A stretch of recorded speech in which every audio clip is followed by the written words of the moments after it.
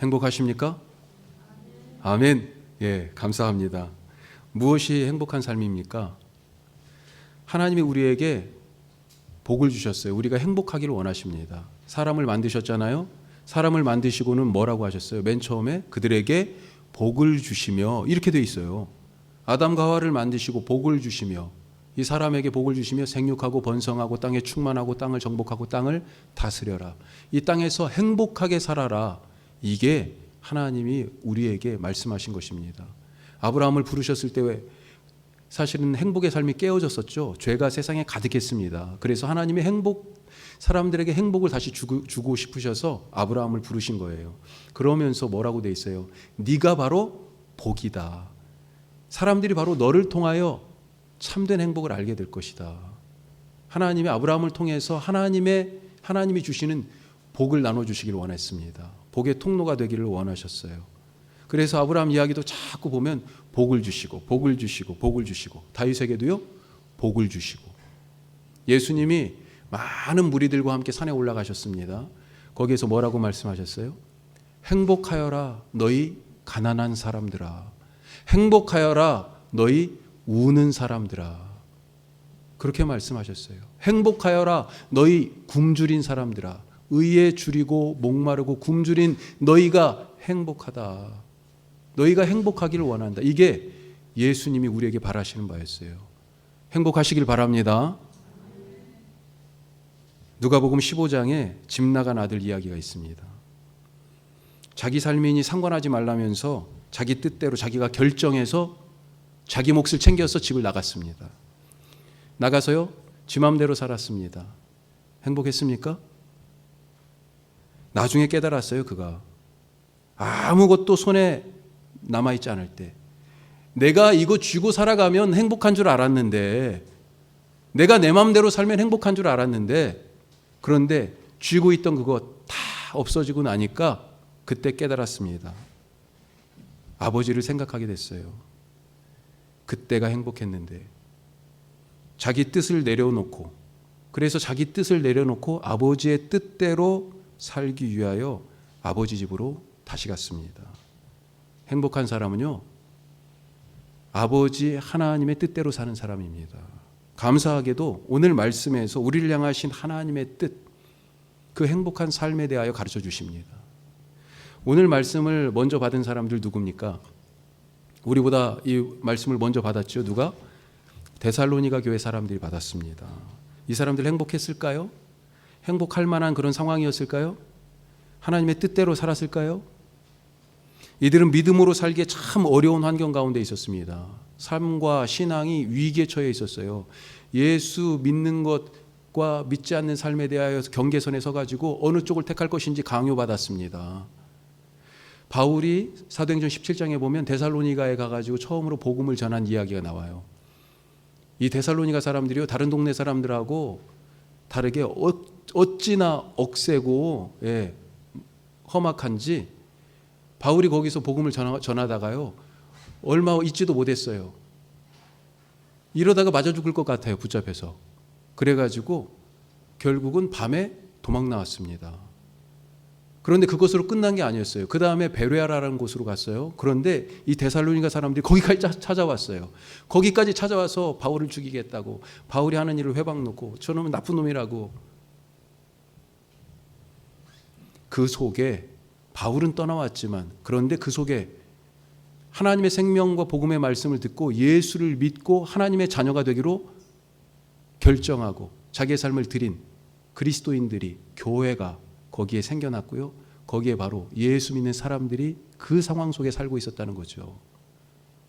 예수 믿는다는 이유 때문에 거래가 정지당하고 삶의 핍박이 오고 사회적 환경이 제약이 생기는 거죠. 선이 그어집니다. 탁탁탁.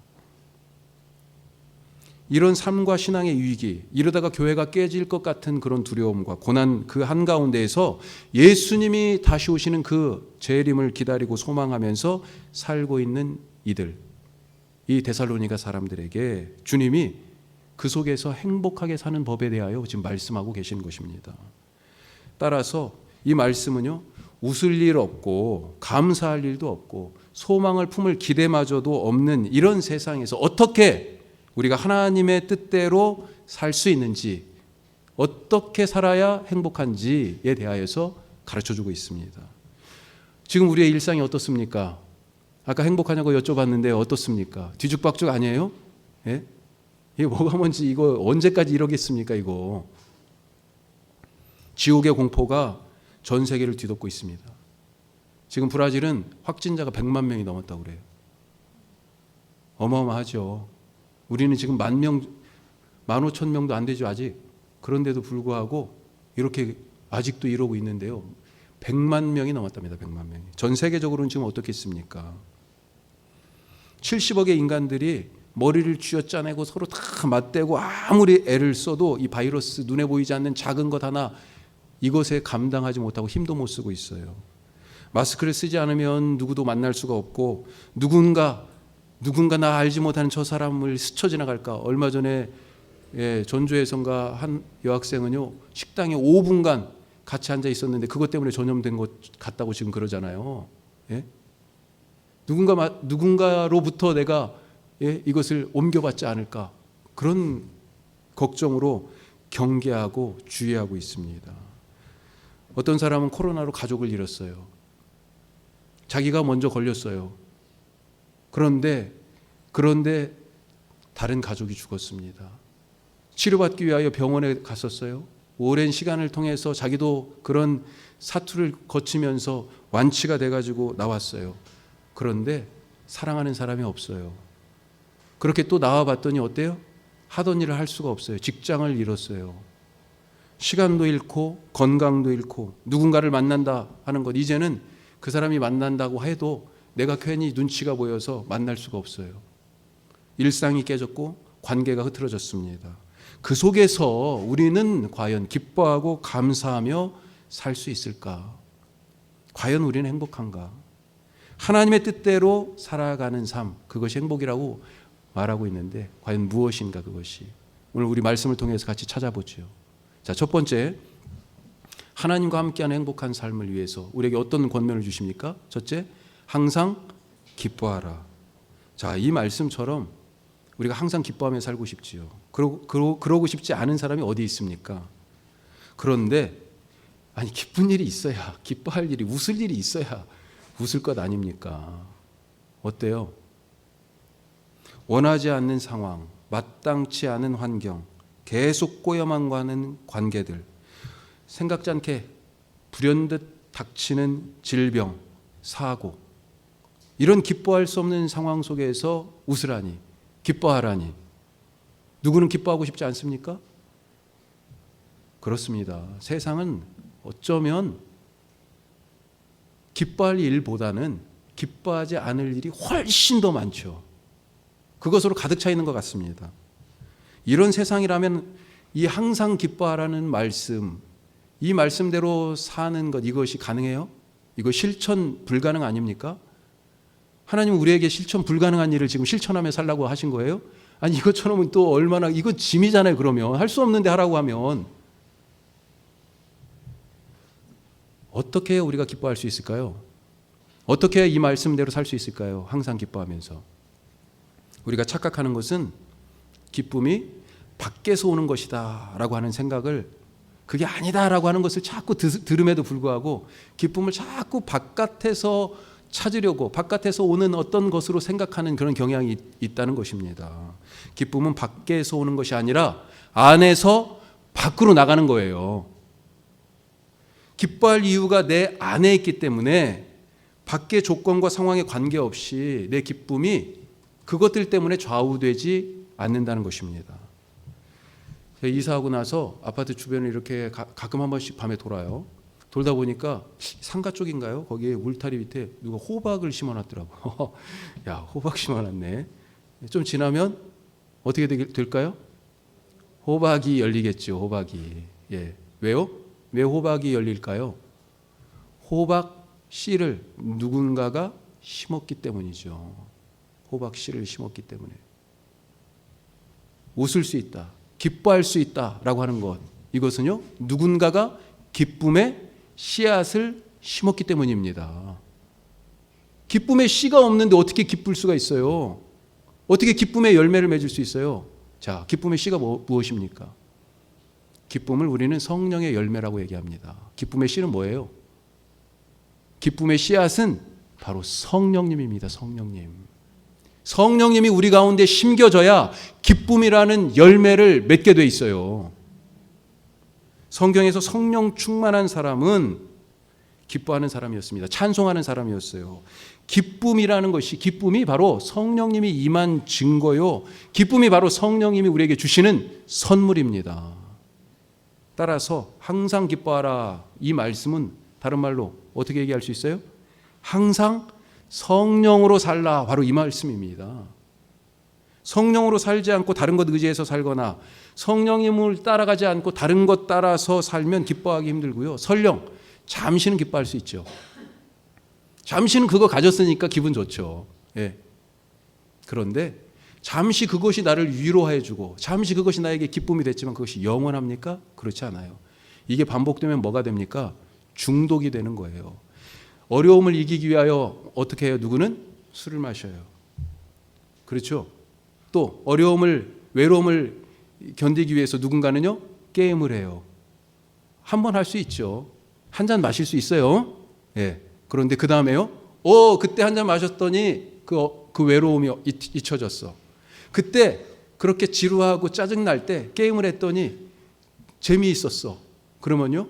다시 또 지루하고 짜증날 때, 외로울 때 술을 마시거나 게임을 하거나 그게 간격이 좁아지고요. 횟수가 잦아지는 것입니다. 그래서 중독이 되는 거예요. 그런데 그것으로 가능한 거예요? 제일 처음엔 그것을 내가 붙들고 이용하는 줄 알았죠. 나중에는요, 술이 나를 붙드는 거잖아요. 사람이 술을 먹는 게 아니고 술이 사람을 먹는다고 얘기하지 않아요.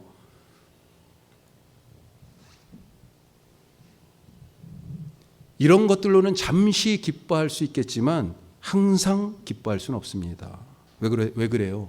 내 안에 계신 성령님은 영원하시지만 잠시 내게 기쁨을 주었던, 위로가 되었던 그것은, 그 세상의 것들은 유효기간이 다 있기 때문에 그렇습니다.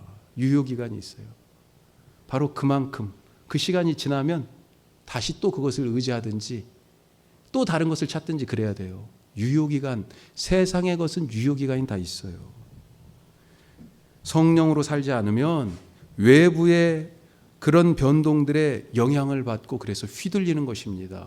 그래서 바깥이 나한테 기쁨을 주는 것 같으면 내가 기쁘고, 바깥이 나를 공격하는 것 같으면, 나를 혼자 있게 두는 것 같으면 그래서 외롭고 화가 나고 그런 것 아니겠어요. 거기에 바깥에 자꾸 휘둘려서 거기에 그것에 의지하여서 그것에 따라서 왔다 갔다 휘둘리는 삶을 살게 되는 것입니다. 박해를 당하면 성령님과 함께 하지 않으면 박해를 당하면 어때요? 그 박해의 영향을 받고 휘둘리고 교회를 떠나는 것입니다. 고난을 당하면 그 고난에 매몰되는 거예요. 하지만 다 지나가고 없어지는 그런 것들을 따라 휘둘리지 않고 성령님을 따라 살면 항상 기뻐할 수 있다 하는 것, 이것을 믿으시기 바랍니다.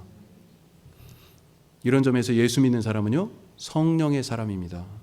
성령으로 태어났기 때문에, 성령으로 거듭났기 때문에 우리가 하나님의 자녀가 된 거잖아요. 예수 믿는 이 사람은 그래서 그 안에 성령님이 계시는 사람이에요. 이걸 좀 어려운 말로 성령님이 내 주 하신다 이렇게 얘기하죠. 안내, 주, 살주, 내 안에 사시는 거예요. 성령님이 내 안에 계시는 거예요. 예수님이 그렇게 말씀하셨죠. 누구든지 목마르거든 내게로 와서 마셔라. 나를 믿는 자는 성경에서 알려주는 것처럼 그 배에서 생수의 강이 흘러나리라. 그 속에서 생수의 강이 흘러나오리라. 예? 성령님을 마셔라. 그렇게 얘기하고 있어요. 예? 생수를 마셔라. 그렇게 말씀하는데 이 생수가 뭐냐? 예수님이 그 뒤에 바로 얘기하십니다. 이것은 이 믿는 자들이 받을 성령을 가리켜 하신 말씀이다. 예수님이 생수를 마셔라라고 하신 이 말씀은 생수가 성령을 지금 얘기한다고 하셨잖아요. 성령을 마셔라. 성령을 너희 안에 모셔라. 성령님과 함께 살아라. 성령의 씨앗을 심어라. 그러면 어디에서요? 이 안에서 기쁨이, 너희 안에서 그 속에서 생수의 기쁨이 흘러나온다. 이렇게 말씀하고 있는 것입니다. 기쁨이 어디서 와요? 바깥에서 오는 게 아니고 우리 안에 계신 성령님 때문에 우리 안에서 솟아나오게 되어 있다고 말씀하는 것입니다. 어때요? 지난 한 주간을 잘 한번 기억해 보십시오. 기뻐하셨습니까? 우리 아까도 잠깐 기도했습니다만 염려는 누구 몫이라고요? 하나님 몫이에요. 그런데 혹시 염려하지 않으셨어요? 그 염려와 근심 때문에, 그 걱정 때문에 기뻐할 일이 없었습니까? 어때요? 기쁘게 살고 싶지 않습니까? 행복한 삶을 원하십니까? 기쁨의 열매를 삶에서 맺기를 원하시면 성령의 씨앗을 뿌리시기 바랍니다. 기쁨이 내 속에서 영생하도록 솟아나는, 그래야여서 이렇게 나를 통하여서 흘러가기를, 하나님의 복이 흘러가기를 원하시면 성령을 마시고 성령을 내 속에 모시며 살아가시는 복된 삶이 되시기를 주님의 이름으로 축복합니다. 자, 두 번째로 하나님 뜻대로 사는 행복한 삶을 위해 주시는 두 번째 말씀 뭐라고 되어 있습니까? 쉬지 말고 기도하라. 아주 단순해요. 신앙생활이 복잡하지 않습니다. 오늘 말씀이 정말 단순하게 말씀하셨어요. 성경에서 가장 짧은 구절이 항상 기뻐하라예요. 몇 글자예요? 6글자밖에 안 돼. 예? 6글자밖에 안 돼요. 그 다음에는요, 쉬지 말고 기도하라. 8글자밖에 안 돼요. 범사에 감사하라. 7글자밖에 안 되고. 신앙생활이 사실은 단순해요. 쉬지 말고 기도하라 그렇게 말씀하셨습니다. 그런데 이것이 가능합니까? 쉬지 않고 기도하세요? 기도가 말을 계속하는 것이다 라고 생각한다면 이건 불가능한 일입니다. 뿐만 아니라 말을 하지 않고 침묵한다 해도 이거 불가능해요. 우리가 말 않고 침묵하고 있으면 다른 사람하고 얘기할 때 말 않고 가만히 이렇게 있을 때 어때요? 나는 말 안 하고 있습니까? 정말? 내 속에서 엄청나게 많은 말이 막 나오고 있지 않아요? 여기까지 막 차고 있잖아요. 입만 열면 지금 나올 것 같아. 그래가지고 다른 사람 말이 끝나기가 무섭게 막 내 얘기를 또 막 하죠. 기도를 외관상의 어떤 형식에 대한 것이다 이렇게 생각해가지고 말을 하거나 안 하거나 또 무릎을 꿇고 하거나 서서 하거나 엎드려서 하거나 눈을 뜨고 하거나 감고 하거나 이런 것들로 기도를 만약에 생각한다고 그러면 쉬지 않고 기도하는 거 이것은 불가능합니다. 기도는 이런 형식과 외형에 대한 것이 절대 아닙니다. 쉬지 않고 기도하는 것은 기도에 대한 이런 개념을 바꿔야 가능한 것입니다. 기도는 하나님과의 관계에 대한 것입니다. 하나님과의 관계에 대한 것, 이것이 기도예요. 하나님과의 관계가 막혀 있으면 기도 자체가 불가능해요. 내가 아무리 얘기해도 관계가 막혀 있으니 여기서 아무리 물을 부어도 이 통로가 막혀 있으니 물이 내려가요? 안 내려가요. 집에서 가끔 막히는 경우가 있잖아요. 그래서 뭘 넣어요? 하수구에? 뚫어 뻥을 넣어야 뚫릴 거 아니에요. 예? 요즘은 전부 다 무선을 쓰지만 예전에 다 유선 전화였잖아요. 전선이 끊어졌어요. 전화선이 끊어져 있어요. 여기서 아무리 얘기를 해봤자 들리지가 않습니다. 기도는 관계예요. 관계가 끊어졌으면 하나님과의 관계가 안 돼 있는데 내가 아무리 얘기를 해봤자 이것은 같은 말을 되풀이하는 것 그것 이상 아무 것이 아니에요. 그 관계의 중심에 뭐가 있냐? 사랑이 있습니다. 하나님을 사랑하지도 않고 하나님의 사랑도 모르는데 기도한다? 이건 더더욱 불가능한 일이에요. 하나님을 사랑하지도 않으면서 말만 많이 하는 것 아무 소용없죠. 그것은 진실이 담기지 않은 중언부언입니다. 저 사람이 나를 지금 사랑해서 저 얘기를 하지 않는 것을 알고 있어요. 그런데 말을 엄청 많이 해. 이 말 듣고 싶습니까? 됐다 그만 얘기해 이러지 않아요? 예. 똑같습니다. 하나님도 우리가 하나님을 사랑하지 않는다는 걸 하나님이 알고 있어요. 우리가 얼마나 가식적이고 위선적인지 알고 있어요. 우리가 입만 열면 거짓말하는 줄 알고 있어요. 하나님이. 그런데 기도한다고 거룩한 모습으로 거룩한 단어를 써가면서 그렇게 기도하는 거 하나님이 들으셔요? 듣지 않으셔요. 들을 수가 없어요. 하나님이. 사랑하지도 않으면서 말만 많이 하는 것 이것은요 그것은 진실이 담겨져 있지 않기 때문에 중언부언이요. 내가 원하는 것만 얻으면 된다라고 하는 자기 욕망의 투사요. 하나님이 누군지도 모르면서 기도하니까 위선적인 기도인 것입니다. 하나님이 이런 기도 듣지 않으십니다. 하나님과의 관계에서 내가 중심이 되어 내 말만 하는 이런 기도는 멈춰야 합니다. 기도하지 말아야 돼요, 그거. 아니, 지금 쉬지 말고 기도하라는 얘기를 하면서 기도하지 말라니요. 기도하지 말아야 됩니다. 역설적이게도 쉬지 않고 기도하기 위해서는요, 기도하기를 멈춰야 됩니다. 이게 기도의 역설이에요, 지금. 쉬지 않고 기도하기 위하여 내 말, 내 기도를 멈춰야 돼요. 내가 말하기를 멈출 때 하나님이 말씀하십니다. 그동안에는 내가 일방적으로 말하는 것을 기도라고 생각하니까 쉬지 않고 기도할 수 없었어요. 기도가 짐이 됐어요. 아유, 나 오늘 10분밖에 못 했는데, 아유, 오늘은 1시간 했는데, 그래서 뿌듯하십니까? 그랬어요? 아, 나는 그래도 금식하면서 기도했어, 오늘은. 그래서 더 자랑스러워요? 내 말이 멈추면 기도가 끊어지는 줄 알았어요. 그러나 이제 내가 아니라 하나님이 말씀하시니 기도가 끊임없이 가능한 것입니다. 왜 우리가 자꾸 말하려고 그래요? 기도할 때? 예? 말하지 않으면 하나님이 모르실까 봐. 나 지금 돈이 필요한데, 아유, 나 지금 건강이 필요한데, 나 지금 내 애들 생각하니까 이대로 놔둬서는 안 되겠는데, 그래서 자꾸 하나님한테 얘기하고 싶죠. 이것 좀 어떻게 해달라고, 이것 좀 풀어달라고. 예? 하나님을 무슨 문 여는 열쇠 수리공처럼 생각하면서 지금 이 문 안 열린다고 막 전화해가지고 하나님 빨리 와서 문 열어주세요. 그러듯이 기도하고 있는 것 아닙니까? 예? 그런데 이렇게 말을 해야만 하나님이 알겠다, 불안해가지고 막 얘기하려고 하는데 사실 내가 내 문제를 말하지 않아도 하나님이 다 알고 계시지 않습니까? 우리가 말하기를 멈출 때 하나님께서 내 문제에 대하여 그때 말씀하시기 시작하는 것을 믿으시기 바랍니다. 내가 풀지 못하는 인생의 문제에 하나님께서 꿰뚫어 보시고 그때 하나님께서 문제를 풀기 시작하세요. 내가 치료할 수 없어서 계속 덧나고 아픈 그 마음 깊은 곳의 상처를 그때 하나님이 이제 어루만지기 시작하시고요. 내가 채우려고 했지만 채워지지 않던 내 삶의 필요를 하나님이 채우셔서 풍족하게 하시는 것을 믿으시기 바랍니다. 왜 이런 일이 가능할까요? 기도의 핵심이 말이 아니라 하나님과의 관계인 것을 알기 때문입니다. 그 관계의 핵심에 뭐가 있다고요? 사랑이 있어요. 그리고 이 사랑의 핵심은요, 하나님이 우리와 함께 하시는 것입니다.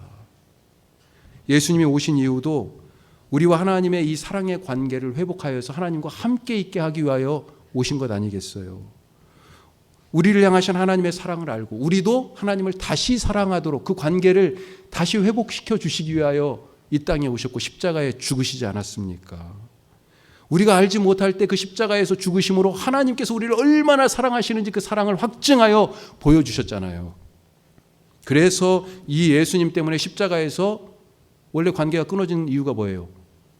하나님하고 관계가 단절되고 기도가 안 됐던 이유가 죄 때문이잖아요. 그런데 예수님이 십자가에서 그 죄의 장막을 걷어내시자 하나님이 우리를 얼마나 사랑하시는지 알게 됐고 하나님과 함께하는 임마누엘의 새로운 관계 가운데 들어가게 된 거죠. 쉬지 않고 기도하기를 원하십니까? 그러면 하나님과의 사랑의 관계 안으로 들어가실 수 있기를 바랍니다. 하나님을 더 많이 사랑하면 사랑할수록 어떻게 돼요? 내 말을 그치게 돼요. 그리고 그 내 말이 그쳐지는 그때 거기서부터 쉬지 않고 기도하는 것이 가능해집니다. 왜요? 내 말은 그쳤지만 하나님이 내게 말씀하시기 시작하니까. 기도를 내가 하나님께 내 말을 막 하는 걸로 절대 생각하지 마시기 바랍니다. 기도는요, 하나님이 내게 말씀하시는 시간이에요. 그 하나님의 말씀을 듣고 내 말이 아니라 하나님의 말씀으로 가득한 기도, 끊임없이 쉬지 않고 주님과 기도하는 깊은 사랑의 관계를 이루어 나가시기를 주님의 이름으로 축복합니다. 자, 마지막으로 하나님 뜻대로 사는 행복한 삶을 위해 주시는 세 번째 열쇠 뭡니까? 범사에 감사하라. 아멘.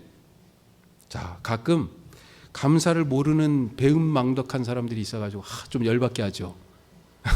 그런데 그래도 웬만하면 다 감사하며 살죠. 예. 그런데 그 감사가 이유가 있어요. 감사할 일이 있고 이유가 있어서 감사하는 거예요. 예. 그 일 때문에, 그것 때문에 감사하는, 예. 그런 일들이 상당히 대부분이죠. 그래서 사실은 모든 일에 감사하기는 쉽지가 않습니다. 우리가 항상 기뻐하라, 쉬지 말고 기도하라, 범사에 모든 일에 감사하라, 이렇게 지금 말씀을 들었는데, 기도하라, 기뻐하라, 감사하라, 이건 다 다르죠. 그런데 그 앞에 있는 이 수식어, 이건 뭐예요? 사실은 형태는 좀 다르지만 다 똑같은 말 아닙니까? 항상 모든 일에 쉬지 않고 계속해서 영원히 같은 뜻이잖아요. 사실은 오늘 말씀의 핵심이 어떻게 보면 이것일 수 있어요. 모든 일에 감사하고 항상 기뻐하고 쉬지 않고 기도할 수 있는 그 비결이 무엇일까? 일이 잘 안 되고 있는데 감사할 수 있습니까? 가게에 손님이 안 와요. 코로나 때문에 개업 준비 다 했다가 개업 못하고, 개업을 했는데, 오픈을 했는데 손님이 뚝 끊어져가지고 문 닫은 가게들, 그대로 매물로 다시 나온 가게들이 많이 있습니다. 가게를 열었는데 손님이 안 와요.